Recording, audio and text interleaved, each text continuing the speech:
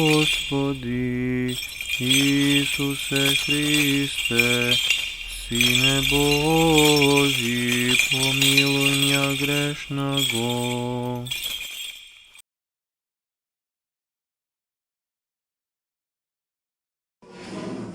Любимый отец Стефан, браќа и сестри, овој ден Бог го е создал, како што кажува Светиот псалмопевец Давид во својот 14 псалм. Овој ден Господ го создаде да се радуваме и да се веселиме во него. Со некои од вас се знаеме, со некои повеќето од вас не се знаеме. Јас сум отец Тома и сум свещеник во Бугарската православна црква. Минатата година, кога бев овде, знаеме поради какви причини не можевме да се слушуваме. Оваа година, кога вече канонски е решен статусот и на Македонската православна црква, со радост и со трепет сите заедно тука денес да служиме ова света божествена литургија. Па се сеќавам минатата година и со отец Стефан, кога се разговарувавме, се посакавме другата година заедно да се служуваме. И Бог ја чу нашата молитва и стана. Ето видно и тоа чудо.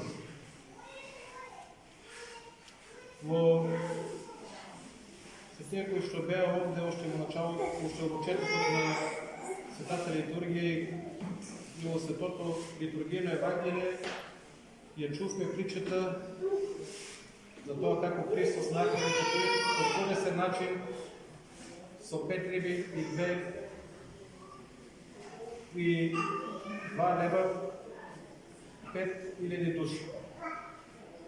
Разбира се, каде што одеше Христос, околу него имаше многу народ.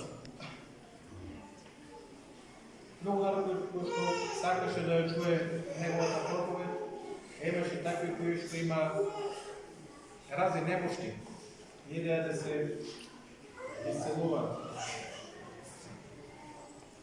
И Бог во своја божествен начин секогаш каде одеше ги лекуваше. И тоа благодарение на љубовта којато ја имаше тој до самиот свет. Слушно се за тоа Бог не избра. Гледајќи својата љубов, со словото својата љубов, и ние да проповјадваме љубов во светот. Сепак тој многу кратко ни велеше радувајте се за сето она што ќе го има вашиот живот.